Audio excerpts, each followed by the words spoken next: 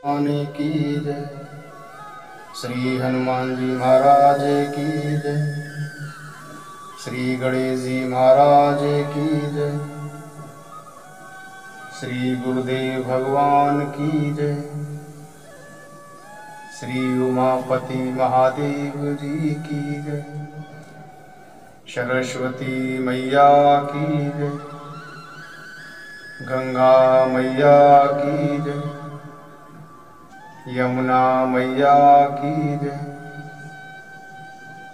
नर्मदा मैया की जय। सरयू मैया की जय। श्री वृंदावन बिहारी लाल की जय। गोस्वामी श्री तुलसीदास जी महाराज की जय। श्री लक्ष्मीपति भगवान विष्णु की जय। सब संतन की जय। सब भक्तन की जय। जय जय श्री सीताराम। जय जय श्री राधेश्याम।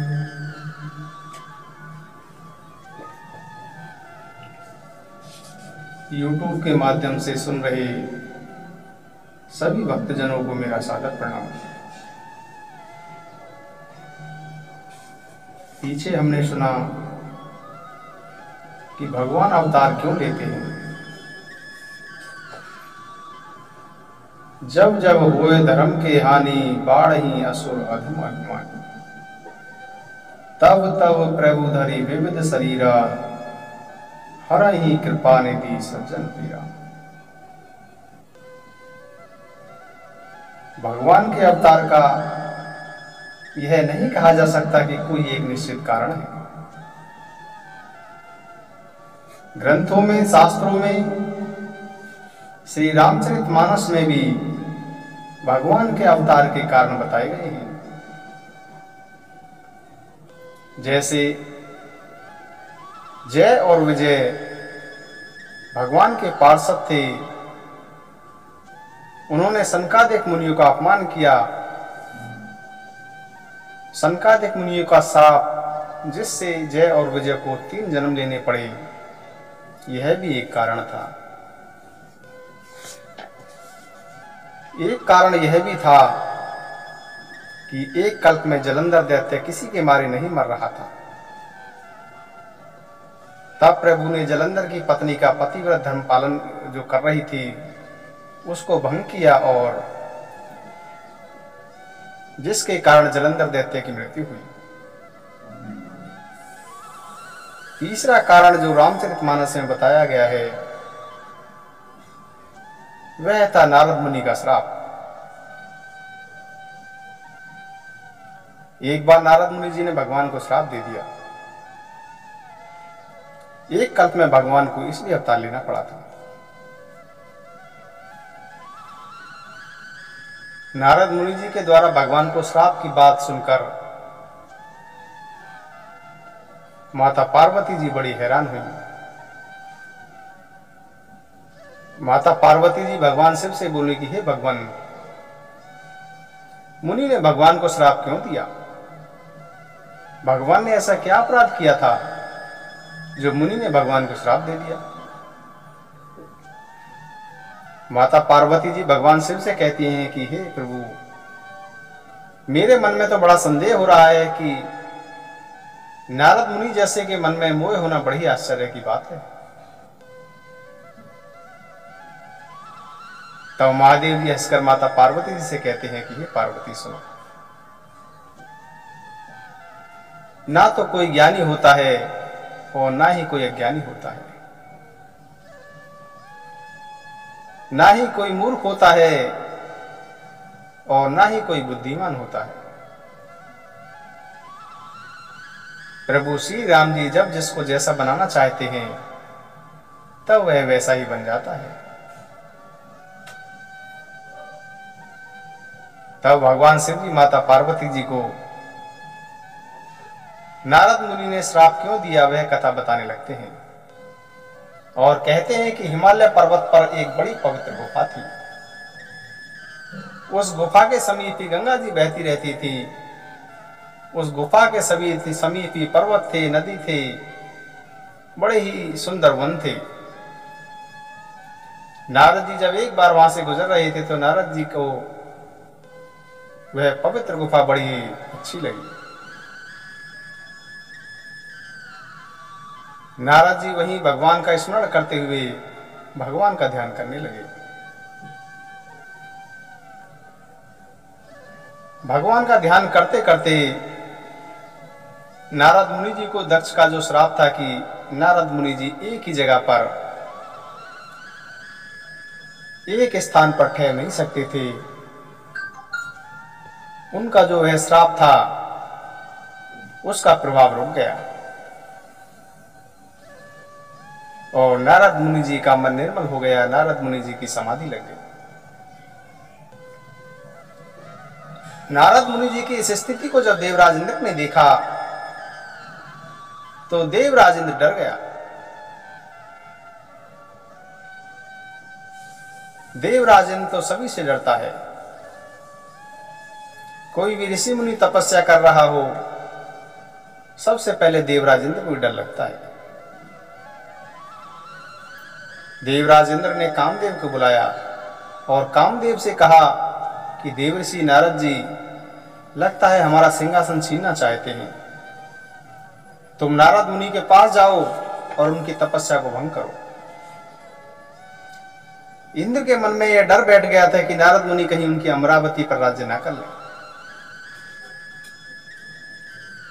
कामी पुरुष और लोभी को ऐसे डर लगता है जैसे कुटिल कौआ होता है, जैसे कोई मूर्ख कुत्ता होता है। मूर्ख कुत्ता यदि गले में उसमें मुंह में हड्डी दबाकर भाग रहा है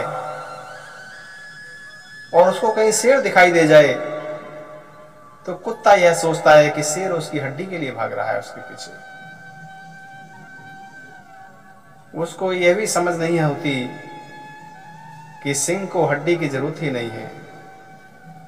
सिंह तो पूरे का पूरे तिर कुछ खा सकता है, वह हड्डी के लालच नहीं करेगा। ऐसा ही इंद्र को भी यह भ्रम हो गया कि नारद जी तो उसका राज्य छीन लेंगे। इंद्र के कहने पर कामदेव उस आश्रम में जाता है और कामदेव वहां जाकर अपनी प्रभाव फैलाता है जहां नारद जी समाधि लगाकर बैठे हुए थे। परंतु कामदेव की कोई भी माया, कोई भी प्रभाव नारद मुनि जी को प्रभावित नहीं कर सका। तब कामदेव अपनी मृत्यु के भय से, अपना नाश होने के डर से वापस इंद्र के पास ही चला गया।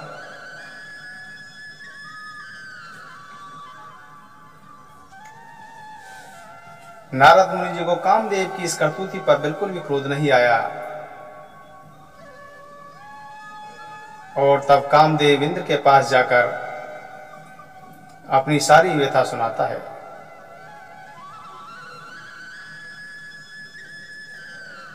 नारद मुनि जी के द्वारा कामदेव को जीते जाने का अहंकार हो गया। नारद मुनि जी मन में सोचने लगे कि मैंने तो कामदेव को जीत लिया। जिस कामदेव को भगवान शंकर ने जीत रखा है उसको मैंने जीत लिया। मन में इस तरह का अहंकार हो गया। नारद जी अहंकार से भरकर भगवान शिव जी के पास जाते हैं और कहते हैं कि उन्होंने कामदेव को जीत लिया।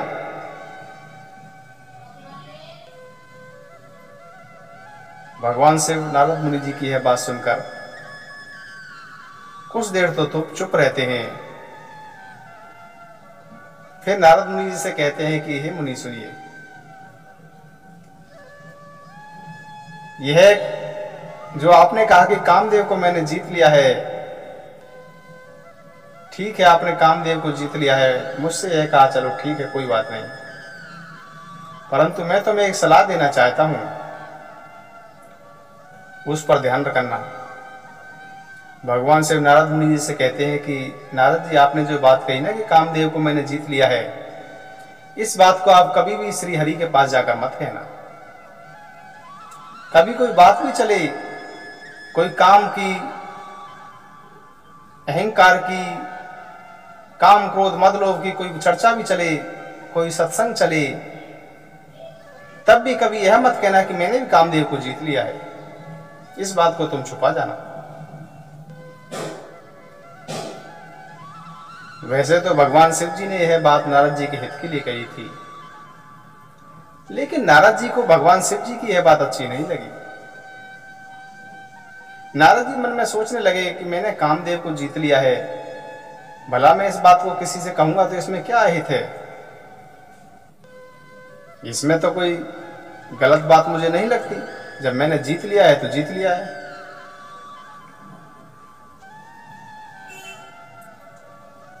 भगवान श्री हरि की इच्छा तो प्रबल है।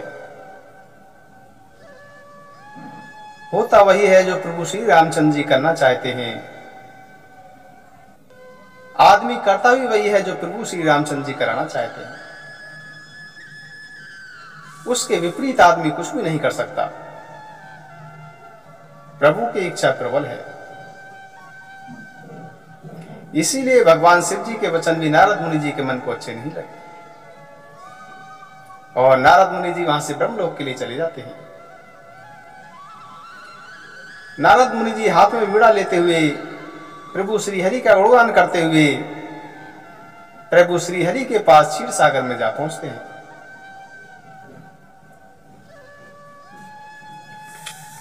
भगवान नारायण जहां निवास करते हैं, क्षीर सागर में नारद मुनि जी वहां पहुंचते हैं।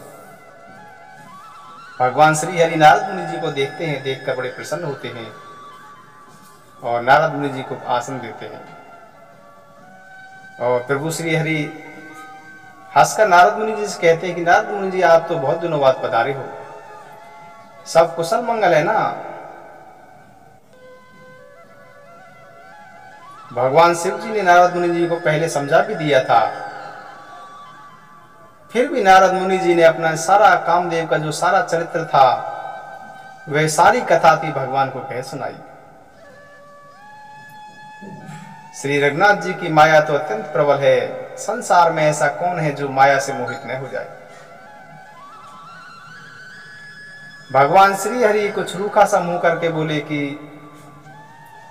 हे मुनिराज, आपके लिए कामदेव को जीतना कोई बड़ी बात नहीं है। आप जैसे त्यागी तपस्वी, आप जैसे ऋषि के लिए यह कोई बड़ी बात नहीं है। आपके तो स्मरण से ही दूसरों के मोह, काम, क्रोध और अभिमान मिट जाते हैं, फिर आपके लिए तो कहना ही क्या है। हे मुनिराज, मोह तो उनके मन में होता है जिनके हृदय में ज्ञान नहीं होता। मुनिराज, आप तो ब्रह्मचर्य व्रत में तत्पर हैं, आप तो बड़े ही धैर्यवान हैं, क्या भला आपको भी कामदेव सता सकता है? इस पर नारद मुनि जी ने अभिमान के साथ कहा कि भगवान, यह सब आपकी कृपा का फल है, आपकी कृपा से ही मैंने कामदेव को जीता है। तब भगवान समझ गए कि नारद मुनि जी को तो अभिमान हो गया है। नारद मुनि जी यह अभिमान में कह रहे हैं कि भगवान, यह सब आपकी कृपा से हुआ है। ऐसा कहकर नारद मुनि जी वहां से भगवान के चरण स्पर्श करके चले जाते हैं। नारद मुनि जी के हृदय में अभिमान बढ़ गया है। भगवान ने विचार किया, भगवान ने नारद मुनि जी के अभिमान को तोड़ने का प्रयास किया। भगवान ने ऐसी लीला रची, भगवान ने अपनी माया को प्रेरित किया। भगवान श्री हरि ने अपनी माया से एक ऐसा नगर रचा जो नगर बैकुंठ से भी अधिक सुंदर था। उस नगर में शील निधि नाम का एक राजा रहता था। उस राजा का वैभव विलास 100 इंद्रों के समान था। उस राजा के विश्वमोहिनी नाम की एक सुंदर कन्या थी। वह कन्या इतनी सुंदर थी कि उस कन्या का रूप लक्ष्मी जी को भी मोहित कर देता। ऐसा रूप था उस कन्या का।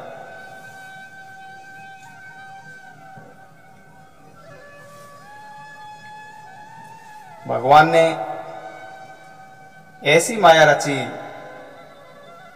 कि वह राजकुमारी जो विश्व मोहिनी थी, उसकी कन्या, वह स्वयंवर करना चाहती थी। इसीलिए उस राज में स्वयंवर की तैयारियां चल रही थी और उस दिन स्वयंवर होना था, इसीलिए अनेक नगर के राजा वहां आए हुए थे। जब नारद मुनि जी उस नगर में पहुंचे तो नारद मुनि जी को यह पता लगा कि यहाँ अनेक नगरों के राजा आए हुए हैं और स्वयंवर में भाग ले रहे हैं। नारद मुनि जी राजा के महल में पहुंचे। राजा ने नारद मुनि जी की पूजा करके नारद मुनि जी को आसन प्रदान किया। फिर राजा शीलनिधि ने राजकुमारी को लाकर नारद जी को दिखाया और नारद जी से कहा कि हे मुनिराज, आप तो सब कुछ जानने वाले हैं, आप मेरी कन्या का हाथ देखकर बताएं कि इसे कैसा वर मिलेगा। नारद मुनि जी ने उसकी कन्या का हाथ देखा। नारद मुनि जी कन्या का हाथ देखकर सुन्न उन्न रह गए, देखते ही रह गए। नारद मुनि जी ने जब उस कन्या के लक्षण देखे, उन लक्षणों को देखकर नारद जी देखते ही रह गए।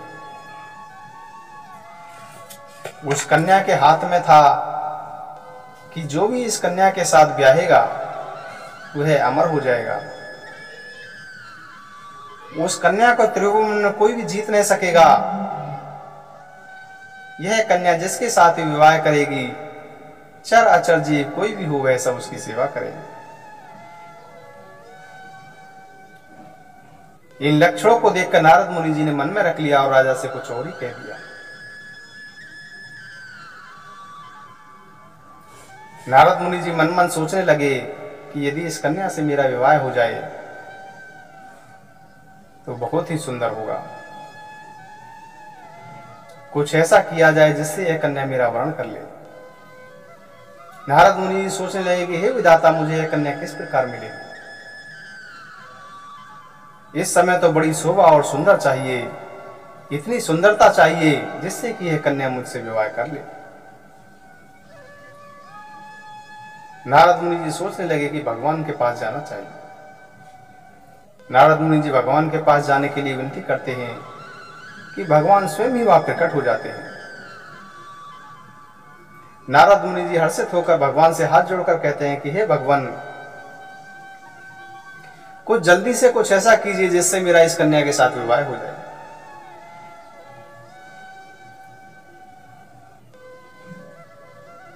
भगवान कहते हैं कि हे नारद जी सुनो, आपका जिस प्रकार से भी परम हित होगा हम वही करेंगे, दूसरा कुछ भी नहीं करेंगे। हे मुनि, रोग से व्याकुल रोगी को कोई भी गलत पदार्थ नहीं देता। डॉक्टर उसको वही देता है जो उसके हित का होता है, इसीलिए हम आपके लिए वही करेंगे जो आपके हित में होगा। ऐसा कहकर कर भगवान हरि अंतर ध्यान हो गए।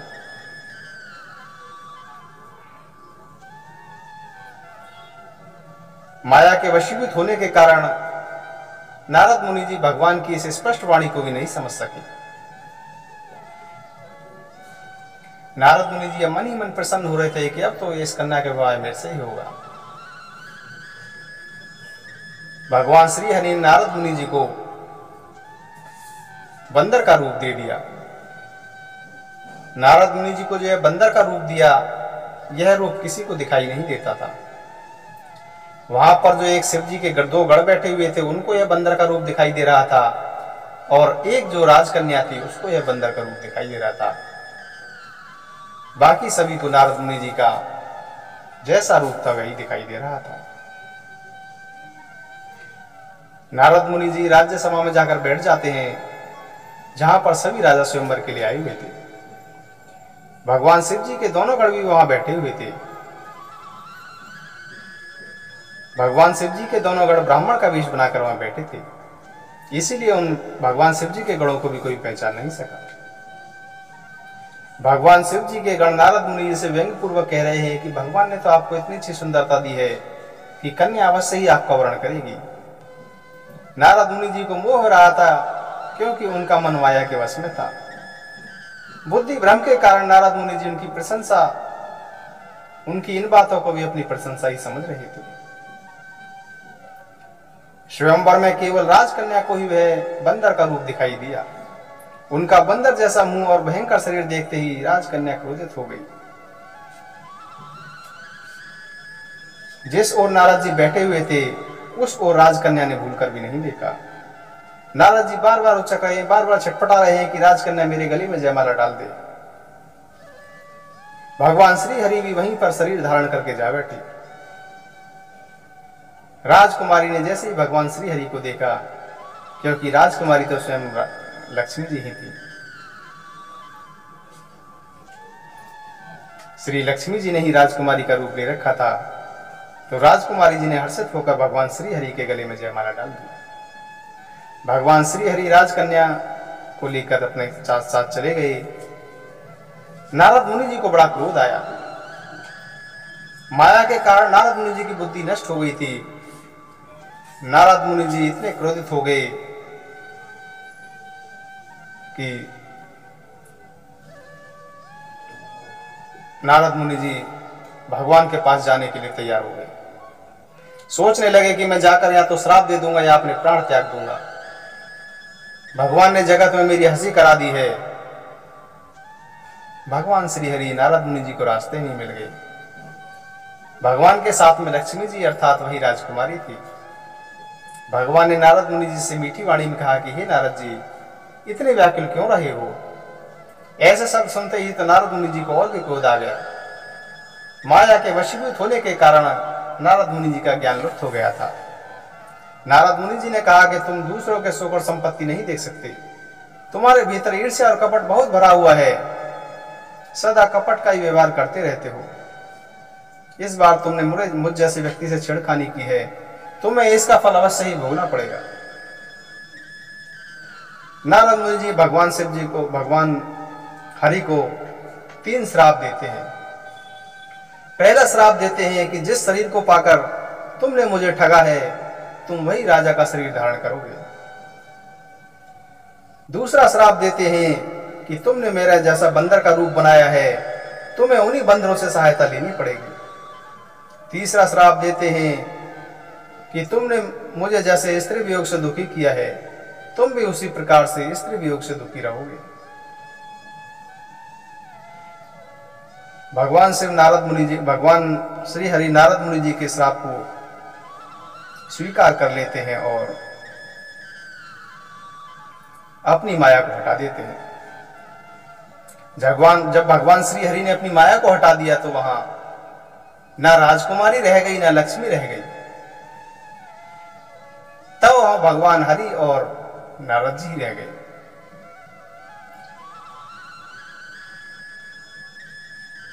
नारद मुनि को जब एहसास होता है कि यह तो सब प्रभु की लीला थी, नारद मुनि जी भगवान श्री हरि के चरण पकड़ लेते हैं और कहते हैं कि हे शरणागत के दुखों को हरने वाले, हे प्रभु मेरी रक्षा कीजिए। हे प्रभु, मेरे से यह क्या अपराध हो गया? यह मेरा श्राप जो मैंने आपको दिया है वह झूठ हो जाए। भगवान ने कहा कि हे नारद मुनि, यह सब मेरी इच्छा से ही हुआ है, इसमें तुम्हारा कोई भी दोष नहीं है। तब नारद मुनि जी कहते हैं कि हे प्रभु, मेरे से जो अनजाने में यह पाप हो गया है, यह मेरा पाप कैसे मिटेगा? तब भगवान श्री हरि बोले कि हे नारद मुनि, आप जाकर शंकर जी के सतनाम का जप करो। भगवान शिव के जप से ही आपके हृदय को शांति प्राप्त हो जाएगी। भगवान शिव जी के समान मुझे कोई भी दूसरा प्रिय नहीं है। इस बात को तुम हमेशा मन में रखना। हे मुनिराज, भगवान शिव जी जिस पर कृपा नहीं करते वह मेरी भक्ति कभी नहीं प्राप्त कर सकता। इसलिए तुम भगवान शिव जी के सतनाम का जप करो। नारद मुनि जी श्री रामचंद्र जी के गुणों का गान करते हुए ब्रह्मलोक को चले गए। तब भगवान शिव जी के गणों ने मुनि को मोह रहित और मन में प्रसन्न होकर मार्ग में जाते हुए देखा।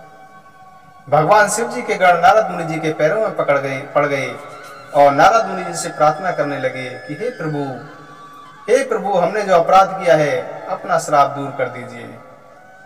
तब नारद जी ने कहा कि तुम दोनों राक्षस तो बनोगे, परंतु राक्षस होने के बावजूद भी तुम्हारा ऐश्वर्य, तेज और बल ऐसा होगा कि पूरे विश्व में तुम्हारा नाम होगा।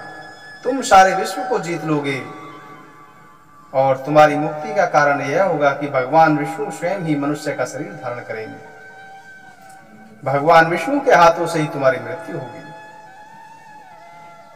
तुम्हें मुक्ति मिल जाएगी और तुम फिर संसार में जन्म नहीं लोगे। भगवान ने इसलिए मनुष्य का अवतार लिया था। जब जब भगवान अवतार लेते हैं अनेक प्रकार की लीलाएं करते हैं, तब तब मुनिजन उनकी कथाओं का गान करते हैं, जिन्हें सुनकर बुद्धिमान आश्चर्य नहीं करते। श्री हरि अनंत हैं, श्री हरि की कथाएं अनंत हैं। संत लोगों से अनेक प्रकार से अनेक विधियों से कहते हैं, सुनते हैं और आनंद लेते हैं। श्री रामचंद्र जी के चरित्रों का तो करोड़ों कल्पों में भी गान नहीं किया जा सकता। श्री रामचंद्र जी के चरित्र अपार हैं, अथाह हैं। भगवान शिव जी बोले कि हे पार्वती, मैंने यह प्रसंग तुम्हें इसलिए कहा है कि नारद मुनि जैसे परम ज्ञानी को भी प्रभु की माया से मोहित कर दिया। जब नारद मुनि जैसे परम ज्ञानी भी प्रभु की माया से नहीं बच पाए, प्रभु तो लीलाधर हैं, शरणागतों के हित करने वाले हैं, वे सेवकों के दुखों को हरने वाले हैं। हे पार्वती, ऐसा कोई नहीं है जिसे भगवान की माया नहीं मोही हो, जिसे भगवान की माया ने मोहित नहीं कर दिया हो। मन में ऐसा विचार कर ही भगवान श्री हरि का भजन करना चाहिए। हे पार्वती, भगवान के अवतार का दूसरा भी कारण था, मनु और शत्रुपा की तपस्या। मनु और शत्रुपा को भगवान ने क्या वरदान दिया, इसके पीछे क्या कथा थी, उसकी चर्चा हम आगे करेंगे। आज के लिए हम यही विश्राम लेते हैं। जय जय श्री सीताराम, जय जय श्री राधेश्याम। श्री राम जय राम, जय जय राम, जय राम जय राम, जय जय राम। श्री राम जय राम, जय जय राम, जय राम जय राम, जय जय राम। श्री राम जय राम, जय जय राम, जय राम जय राम, जय जय राम। पतित पावन तेरो नाम, कौशल्या के प्यारे राम। दशरथ राज दुलारे राम। श्री राम जय राम, जय जय राम। भक्तों के हितकारी राम, संतों के रखवारे राम। श्री राम जय राम, जय जय राम। मैं तेरा तू मेरा राम। श्री राम जय राम, जय जय राम, जय राम जय राम, जय जय राम। अशरण शरण दया के धाम, मुझे भरोसा आपका राम। फिर भी बोलो यही राम। श्री राम जय राम, जय जय राम। जीते जी तक जग का नाता, इसके बाद न कोई निभाता। अंते समय में आता काम, रघुपति राघव राजा राम। श्री राम जय राम, जय जय राम, जय राम जय राम, जय जय राम। मैं तेरा तू मेरा राम, कोटि कोटि शय तुम्हें प्रणाम। मैं तेरा तू मेरा राम, कोटि कोटि शय तुम्हें प्रणाम। श्री राम जय राम जय जय राम जय राम जय राम जय जय राम। अशरण शरण दया के धाम, मुझे भरोसा आप कराम। मैं तेरा तू मेरा राम, कोटि कोटि से तुम्हें प्रणाम। श्री राम जय राम जय जय राम जय राम जय राम जय जय राम। बहुशी पार लगा दो राम, अपना दास बना लो राम। सुंदर पावन प्यारा नाम, श्री राम जय राम जय जय राम। कौशल्या की प्यारे राम, दशरथ राज दुलारे राम। श्री राम जय राम जय जय राम जय राम जय राम जय जय राम जय जय राम।